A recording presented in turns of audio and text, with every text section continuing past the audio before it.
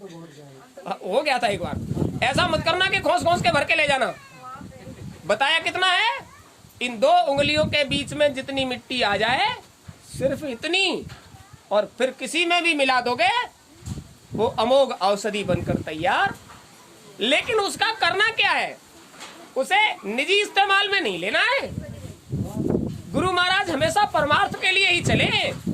वो मिट्टी जो 2 उंगलियों के बीच में आप ले लोगे उसका आपके लिए कोई महत्व नहीं है।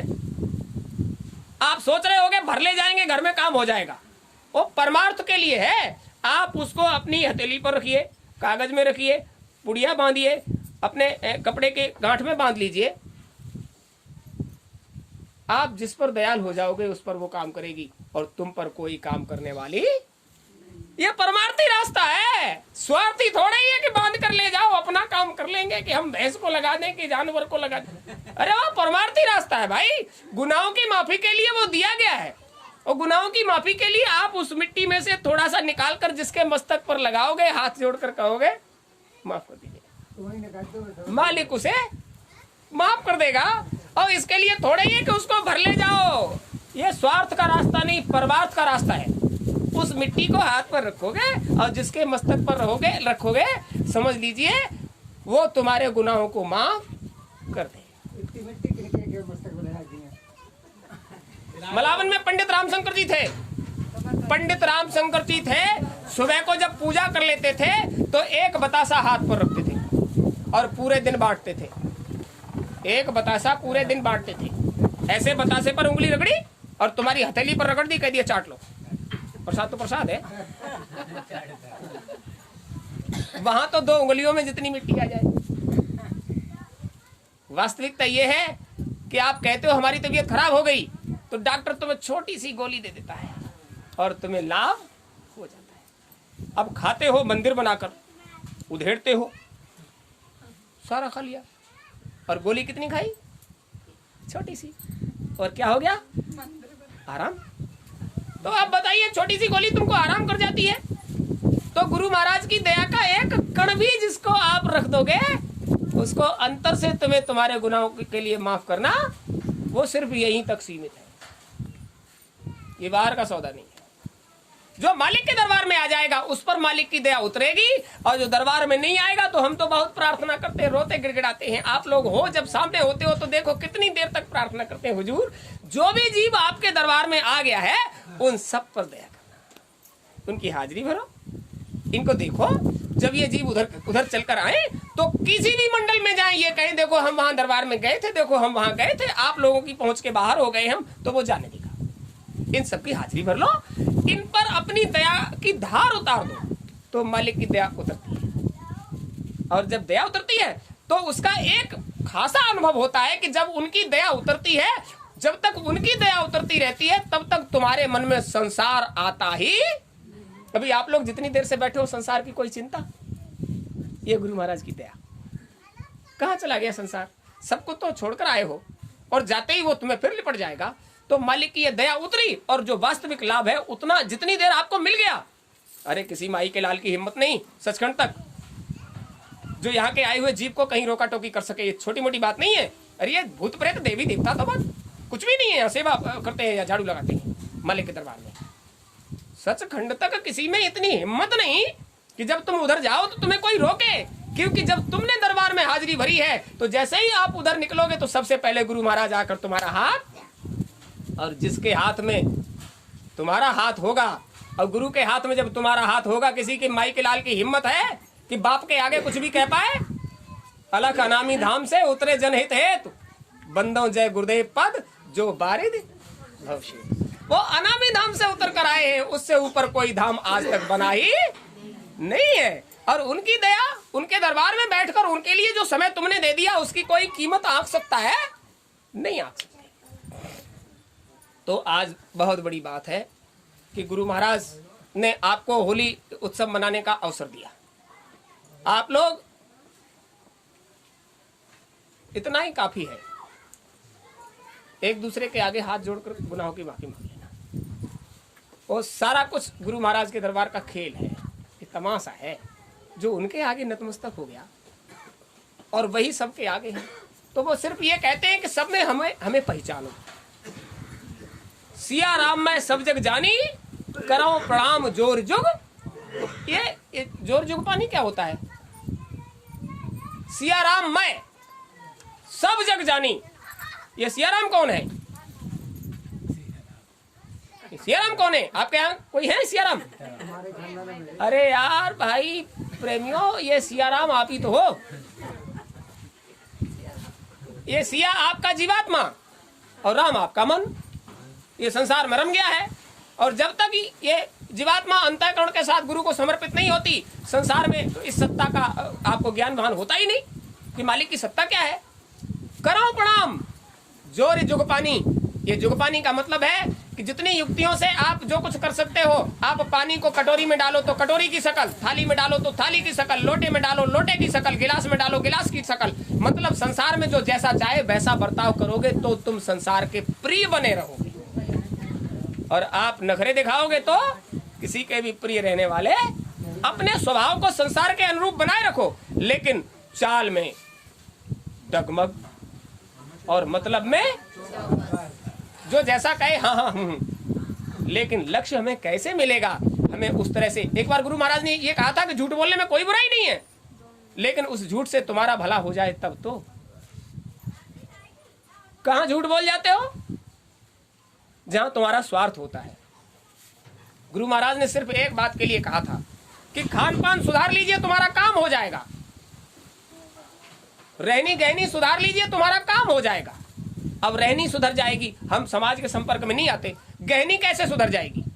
जहां खाने पीने की चर्चा होती है वहां आप क्या कर बैठते हो पता है? जहां खाने पीने की चर्चा होती है वहां गहनी पर ध्यान ही नहीं देते। अरे वहां कह दीजिए आज हमारा व्रत है, और कोई फल लेकर आ जाए तो कह दीजिए हमारे पेट में दर्द है। तुम्हारे पेट में वास्तव में दर्द है, तुम्हें वास्तव में तकलीफ है, लेकिन कहां तकलीफ है? तुम्हारे अंतःकरण में तकलीफ है। इस खान पान ने तो सब कुछ बिगाड़ी दिया है। खान पान से मन बुद्धि चित्त और अहंकार सब दूषित हो गए। इन सबको शुद्ध करने के लिए खान पान सुधारना पड़ेगा। देखिए संसार में आप उन चीजों को देखते हो ना, हम तो देखते हैं, कुछ लोगों को हमने देख भी लिया है और फिर भी हमने नजर छुपा ली है, क्योंकि ये ठेले वेले पे वो चाट पकौड़ा जो बनता है ना, अच्छा उसमें स्वाद ही इतना होता है कि उसे देखकर मन, ये मेले मेले लगता ही इसीलिए है कि ये स्वाद आप ले लीजिए, लगता ही इसीलिए है। गुरु महाराज ने आपको बताया एक बार एक से कह दिया था कि जब तक ये नहीं छोड़ेगा तब तक तेरा काम होने वाला, और वो दोना फेंका और दोने के साथ अपना शरीर भी फेंक दिया और निकल कर बाहर आ गया और गिरधारी लाल जी के घर में बेटा बन के आ गया। ये सुनाया था आपको, तो आप समझ लीजिए जब तक ये चट्टा चरपट्टा नहीं छोड़ोगे। तो गुरु महाराज ने कहा बच्चे हैं मानते नहीं है, कभी कभी इधर ही कर लिया करो तो इनका मन बहल जाएगा, तो शायद गलत सलत नहीं खाएंगे। तो आप चिंता मत करिए। ये बात थोड़ी बहुत झूठी थी कि वो लंबतदार ने आज 1 अप्रैल मनाई है। नहीं, आज 1 अप्रैल है, लेकिन तुम्हारे खाने पीने की पूरी व्यवस्था है। 23 मार्च ऐसा नहीं है, वो तो गुरु महाराज ने कह दिया व्रत रहना है तो सब रह जाइए। फिर भी प्रेमियों ने शिकायत की थी आज खाने पीने की कोई व्यवस्था, आज खाने पीने की कोई व्यवस्था नहीं है। हमने सुन लिया ये लोग खाने पीने के चक्कर में हैं, और गुरु महाराज का आदेश है कि 2 बजे तक सबको व्रत रहना है। हाँ? हाँ?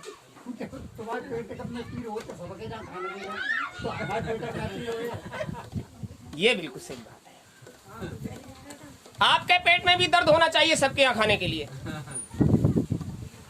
और जिसके पेट में दर्द गुरु महाराज के यहाँ खाने के लिए हो जाए, समझ लीजिए उसके पेट का दर्द कभी बंद होने वाला।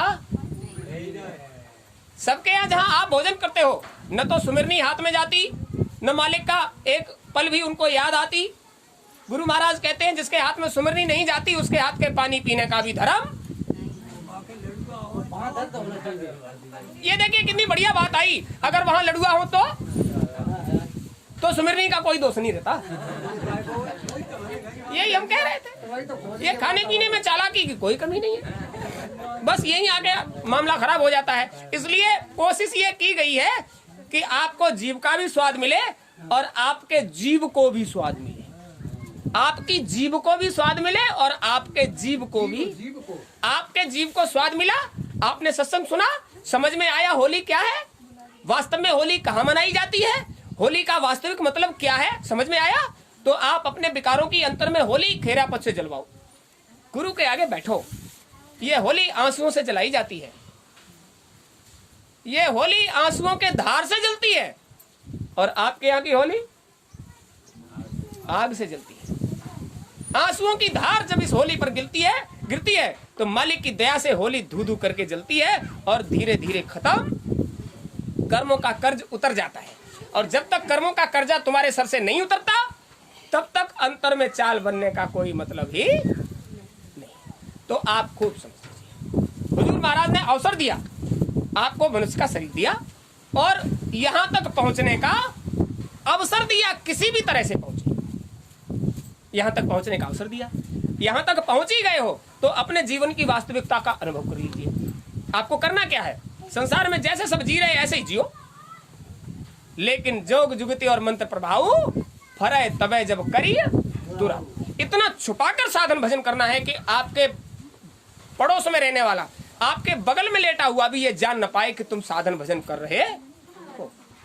वो जानेगा तो देख के ही उसको अश्क खींच लेगा, देखने से ही आपका कुछ न कुछ ले जाएगा। तो इतना छुप के करना है। और सत्संग लौ लग जानी चाहिए, सत्संग सुनने की। जब तक अंतःकरण नहीं समझेगा तब तक निज घर जाने का प्रयास नहीं करेगा। अगली बात, सेवा। और बिना सेवा के आपका अंतःकरण शुद्ध पवित्र होने वाला तन से करना है, मन से करना है, धन से करना है, लेकिन श्रद्धा विश्वास और प्रेम से करना है। अगर श्रद्धा विश्वास और प्रेम में कमी है तो आपकी सेवा का कोई मतलब नहीं। आप समझ लीजिए, अभी यहां से जब आप जाओगे, ये प्रसाद बनेगा सूखा, ये प्रसाद आप सब लोग अपना अपना लेके अपना कोष खजाने में रखोगे जहां आपका रखा जाता है। चूहे ने खा लिया, बरकत उसकी हो जाएगी, तुम्हारी चली जाएगी। मच्छर मक्खी, हाँ ये बढ़ कैसे गए, ऐसे ही तो बढ़े। मच्छर मक्खी चीटे चीटी जिसको पल्ले पड़ जाएगा वो मनुष्य का शरीर पा जाएगा, घर में भीड़ भड़का हो जाएगा, फिर कहोगे जो नरियाई, फिर वो संतानें नहीं रही, फिर वो नरियाई हो गई, क्योंकि तुमने गलती की और वो आ गए तो वो नरियाई हो गई। तो भाई उसको छुपा के रखिए कि जरूरत भर के ही लोग हों, फिर वो ज्यादा हो जाएंगे तो फिर तो जब बर्तन ज्यादा होते हैं तो खटपट होती है, तो उससे बचने का प्रयास करो। तो कुल मिला के आप समझ लीजिए, आपका काम बिल्कुल किनारे पर है। भविष्य की बात बता दूं, ये आपका मंदिर राम मंदिर से पहले बनना है। राम मंदिर कब बनेगा हमको नहीं मालूम, लेकिन राम मंदिर से पहले आपका मंदिर बनकर तैयार हो जाना है, हो जाएगा, गुरु महाराज की मौज है। लेकिन आप पीछे रह गए तो कितने लोग हैं जिन्होंने राम मंदिर में सेवा दिया है? कहने की आवश्यकता नहीं है। कहीं भी आध्यात्म से जुड़ा हुआ धार्मिक आयोजन होता है और आपके सामने वो व्यक्ति आ जाता है कि हम उस आयोजन में सहयोग करने जा रहे हैं, वो गंगा स्नान करने जा रहा है, रुपया 2 रुपया उसको दे दो, वहां हमारा कर देना, एक चुटकी आटा दे दो उसको, वहां हमारा कर देना। उसके हाथ में पहुंचने के बाद तुम्हारा पहुंच गया, वो क्या करता है इससे तुम्हें कोई मतलब। ये संसार का नियम है। दरवाजे पर आ गया, भूखा है, प्यासा है, नहीं है, आप पानी लेकर उसके आगे जाओ, प्यासा होगा पी लेगा, नहीं तुम्हारा धर्म पूरा हो गया। तो ये क्या निमंत्रण किया जाता, तब आप समझते। अरे पहली मंजिल के मालिक का चिन्ह बन रहा है, जब पहली मंजिल का ही खुश नहीं होगा आपसे तो दूसरी मंजिल के लिए रास्ता कैसे देगा। सेवा देनी थी आपको, सब लोगों ने दिया है, बहुत अच्छा किया है। और इधर भी ध्यान रखिए, उनसे तो शायद आपकी मुलाकात नहीं हुई होगी, पहली मंजिल वालों से मुलाकात नहीं हुई होगी, लेकिन गुरु महाराज से तो मुलाकात हुई है। और जब इधर से उधर जाओगे तो मुलाकात गुरु महाराज से ही होगी। वो ये कहेंगे, बच्चा तुम्हें संसार का सारा वैभव सौंप दिया और तुमने हमारे लिए क्या किया। अरे आप इस मंदिर की बात करते हो, सतयुग आने से पहले आपकी जिम्मेदारी है हर जिले में गुरु महाराज के नाम का एक चिन्ह बनना। ये तो तुम्हारे घर में बन रहा है, हर जिले में गुरु महाराज के नाम का एक चिन्ह बनना चाहिए, क्योंकि जब वो लोग निकल कर आएंगे तो ठहरेंगे कहाँ। व्यवस्था तुम्हारी जिम्मेदारी है और उसमें आप सहयोग नहीं कर पाओगे तो जब उधर चलोगे तो पूछा जाएगा तुमने क्या किया। अरे उस